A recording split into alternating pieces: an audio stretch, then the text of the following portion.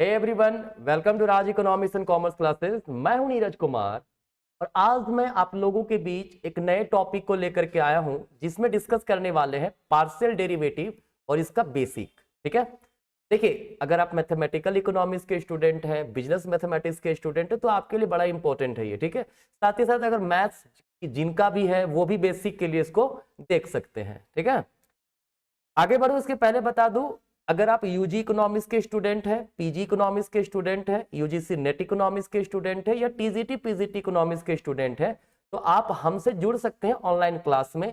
इसके लिए आपको हमारा मोबाइल एप्लीकेशन राज इकोनॉमिक्स RECC प्ले स्टोर से डाउनलोड करना पड़ेगा, है ना। और आप हमारे साथ इन सारे कोर्सेज में जुड़ सकते हैं। इकोनॉमिक्स से रिलेटेड किसी भी सब्जेक्ट में आपको प्रॉब्लम होता है तो आपसे हमसे कॉन्टेक्ट कीजिए, है ना। स्क्रीन पे जो नंबर दिख रहा है आप उस पर हमसे बात कर सकते हैं। ठीक है, चलिए तो देखते हैं पहले पार्शियल डेरिवेटिव का मतलब क्या होता है। देखिए इसके पहले आप लोगों ने पढ़ा है सिंपल डेरिवेटिव। ठीक है, तो भाई अगर मैं बात करूं पार्शियल डेरिवेटिव्स का तो इसमें और सिंपल डेरिवेटिव में क्या डिफरेंस है ना। देखिए सिंपल डेरिवेटिव में क्या था, सिंगल वेरिएबल का केस लेते थे। ठीक है, जैसे हम लोग ले लेते थे कि y equals function of x। ठीक है, क्लियर। तो इसमें क्या था, सिर्फ x में चेंजेस का क्या इंपैक्ट पड़ता था y पे वो पढ़ते थे। लेकिन हकीकत में जो y वेरिएबल है, ये जो हमारा डिपेंडेंट वेरिएबल है वो कई वेरिएबल पे डिपेंड करता है। ठीक है, तो जब कई वेरिएबल्स को एक साथ ले ले, है ना, तो वो वैसे सिचुएशन में, है ना, हम लोग पार्शियल डेरिवेटिव का यूज करते हैं। क्या है इसका हकीकत में रियल मीनिंग, क्या सिंपल भाषा में समझिए।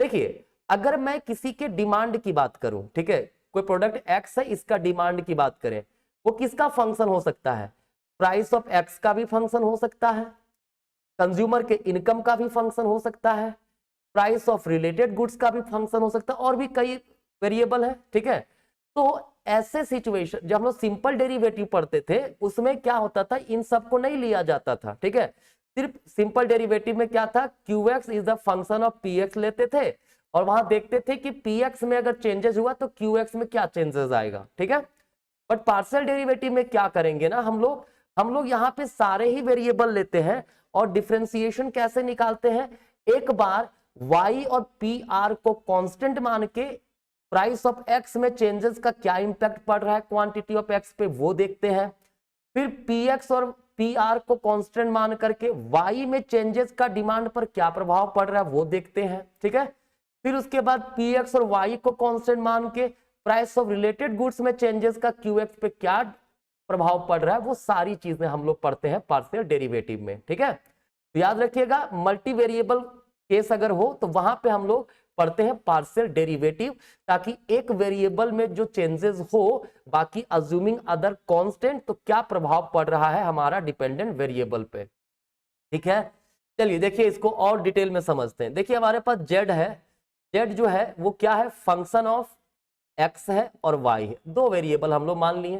ठीक है, तो यहाँ पे फर्स्ट ऑर्डर का जो पार्शियल डेरिवेटिव निकालेंगे, ठीक है, वो क्या होगा भाई, एक होगा dz upon dx, delta z upon delta x बोलिए। ठीक है, इसका क्या मतलब है, इसका मतलब है कि हम लोग fx y को डिफरेंशिएट कर रहे हैं x के रिस्पेक्ट में, अज्यूमिंग y कांस्टेंट। यहां क्या मान लेंगे हम लोग, अज्यूमिंग y कांस्टेंट। ठीक है, मतलब जब y कांस्टेंट हो तो x में चेंजेस का z पर क्या प्रभाव पड़ रहा है। ठीक है, फिर dz अपॉन dy क्या होगा, ये डिफरेंशिएट करेंगे फंक्शन ऑफ एक्स वाई को, है ना, किसके रिस्पेक्ट में, y के रिस्पेक्ट में। इसका मतलब क्या है, x हमारा क्या है, x हमारा कांस्टेंट है, क्या है, x हमारा कांस्टेंट है, y में चेंजेस का क्या प्रभाव पड़ रहा है z पर वो देखते हैं। ठीक है, यहाँ पे dz अपॉन dx को fx भी बोल सकते हैं, dz अपॉन dy को fy बोल सकते हैं। ठीक है, तो अब सेकेंड ऑर्डर डेरिवेटिव क्या होता है भाई, सेकेंड ऑर्डर डेरिवेटिव जब निकालेंगे, ठीक है, तो दो केस है, एक डायरेक्ट पार्शियल डेरिवेटिव, डायरेक्ट, और एक होता है क्रॉस। ठीक है, डायरेक्ट में क्या है, डायरेक्ट में fx निकालेंगे, कैसे निकलेगा, जो हमारा fx आया है उसको फिर से x के रिस्पेक्ट में डिफरेंशिएट करेंगे अज्यूमिंग y कांस्टेंट। अभी मैं एग्जांपल दूंगा, बहुत अच्छे से क्लियर होगा आपका, है ना। फिर fy जब निकालेंगे तो वो क्या होगा, एफ वाई को डिफ्रेंशिएट कीजिए वाई के रिस्पेक्ट में, जो एफ वाई हमारा यहाँ पे आया ना उसको फिर से वाई के रिस्पेक्ट में डिफ्रेंशिएट कर देंगे, ठीक है। वहीं जब क्रॉस पार्शियल डेरिवेटिव की बात करें तो इसमें क्या होगा, एफ एक्स वाई, है ना। इसमें क्या करेंगे हम लोग, एफ वाई को एक्स के रिस्पेक्ट में डिफ्रेंशिएट कर दो, क्लियर। और फिर होता है एफ वाई एक्स, इसमें क्या करेंगे, एफ एक्स को हम लोग क्या करेंगे, वाई के रिस्पेक्ट में डिफ्रेंशिएट कर देंगे, ठीक है। ध्यान रखिएगा जो एफ एक्स वाई और एफ वाई एक्स होता है वो हमेशा इक्वल होता है। इसको यंग थ्योरम के नाम से भी हम लोग जानते हैं, ठीक है। क्या बोलते हैं, यंग थ्योरम, ठीक है। मतलब जो क्रॉस पार्शियल डेरिवेटिव निकालेंगे एफ एक्स वाई और एफ वाई एक्स दोनों के दोनों क्या होंगे, इक्वल होंगे, ठीक है। चलिए एग्जांपल से समझते हैं। एक क्वेश्चन है हमारे पास, कह रहा है Z equals 2x² y plus 5xy plus 9x minus 10y का स्क्वायर, ठीक है। तो जब हम लोग एफ एक्स निकालेंगे तो एफ एक्स का मतलब मैंने क्या कहा, डिफ्रेंशिएट करेंगे जेड को किसके रिस्पेक्ट में, एक्स के रिस्पेक्ट में, अज्यूमिंग वाई कांस्टेंट, है ना। तो पहले में क्या होगा, 2 और y कांस्टेंट बाहर रहेगा, चूंकि कांस्टेंट को बाहर लिखते हैं और वेरिएबल को डिफ्रेंशिएट करते हैं तो एक्स स्क्वायर का डिफ्रेंशिएशन क्या हो जाएगा, 2x होगा, ठीक है। प्लस अब क्या किए, 5y को बाहर रखे, x का x के रिस्पेक्ट में होता है 1, प्लस 9x है तो 9 होगा बाहर कांस्टेंट, x का 1, और 10y² है, यहाँ पे x तो है ही नहीं, पूरा कांस्टेंट, कांस्टेंट का डिफरेंशिएशन क्या होता है, 0 होता है। तो क्या हो गया, 2 2 4 हो गया, है ना, 4xy प्लस 5y प्लस 9, ठीक है।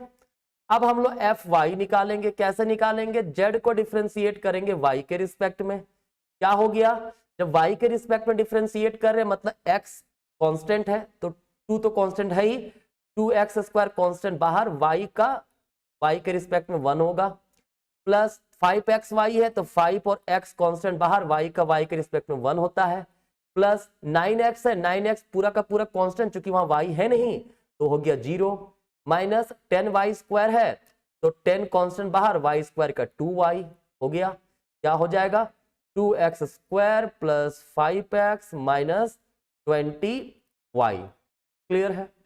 अब हम लोग यहां से एफ एक्स एक्स निकाल सकते हैं, कैसे, डिफ्रेंशिएट करेंगे एफ एक्स को एक्स के रिस्पेक्ट में, क्या होगा भाई, देखो एक्स के रिस्पेक्ट में यहां कर रहे हैं डिफ्रेंशिएशन, तो एफ एक्स हमारा यही है ना, एफ एक्स यही है, तो 4y कांस्टेंट बाहर आ गया, एक्स का एक्स के रिस्पेक्ट में 1, प्लस 5y पूरा का पूरा कांस्टेंट, चूंकि वहां एक्स है नहीं तो हो गया 0, 9 भी कांस्टेंट है वो भी हो गया 0, बचा कितना 4y, ठीक है। अब एफ वाई जब निकालेंगे क्या करेंगे, एफ वाई को डिफ्रेंशिएट करेंगे किसके रिस्पेक्ट में, वाई के रिस्पेक्ट में। देखिए एफ वाई हमारे पास ये है, वाई के रिस्पेक्ट में डिफ्रेंशिएट करो तो 2x² है, कांस्टेंट हो गया 0, प्लस 5x ये भी कांस्टेंट क्योंकि वाई है नहीं, माइनस 20, वाई का वाई के रिस्पेक्ट में होता है 1, क्या बच गया -20, ठीक है, कोई दिक्कत नहीं है। अब निकालते हैं F X Y, cross partial differentiation, तो एफ एक्स वाई में क्या करेंगे, एफ वाई को डिफरेंशिएट कर दो एक्स के रिस्पेक्ट में, है ना। हाँ कई जगह पे ना देखोगे एफ एक्स वाई निकालने के समय एफ एक्स को वाई के रिस्पेक्ट में डिफरेंशिएट करते हैं, don't be confuse, answer same ही आता है, चाहे एफ एक्स वाई निकालो चाहे एफ वाई एक्स निकालो, ठीक है। देखिए क्या है हमारा, एफ वाई को एक्स के रिस्पेक्ट में करना है तो एफ वाई ये है, तो क्या है, एफ वाई है 2x² प्लस 5x -20y, ठीक है। इसको करना x के रिस्पेक्ट में डिफरेंशिएट, क्या होगा, 2x² का 4x हो गया प्लस 5x का सिर्फ 5 बचेगा, ठीक है। अब निकालना एफ वाई एक्स, क्या करेंगे, एफ एक्स को हम लोग y के रिस्पेक्ट में डिफरेंशिएट कर देंगे, एफ एक्स कितना है भाई, एफ एक्स है हमारा 4xy प्लस 5y प्लस 9, इसको y के रिस्पेक्ट में डिफरेंशिएशन करेंगे तो क्या होगा, 4x कांस्टेंट बाहर है, y का y के रिस्पेक्ट में 1 होता है, प्लस 5y है तो 5 बाहर, y का y में 1 होगा, क्या बचेगा 4x प्लस 5, ठीक है। क्या समझ में आया, एफ एक्स वाई और एफ वाई एक्स देखिए बराबर है ना, तो याद रखिएगा हमेशा कि क्रॉस पार्शियल डेरिवेटिव हमेशा इक्वल होगा। ठीक है, तो और डिटेल में आपको पढ़ना है मैथमेटिकल इकोनॉमिक्स, आप चाहते हैं जो आपके अंदर जो फियर है मैथमेटिकल इकोनॉमिक्स का उसको दूर करना चाहते हैं, तो आप हमसे ऑनलाइन क्लासेस में जुड़ सकते हैं। ठीक है, ये था सिंपल पार्शियल डिफरेंशिएशन का मीनिंग, उसका फॉर्मूला और उसका एक एग्जाम्पल। ठीक है, तो चलिए मिलेंगे नेक्स्ट क्लास में, तब तक के लिए आप सभी को धन्यवाद।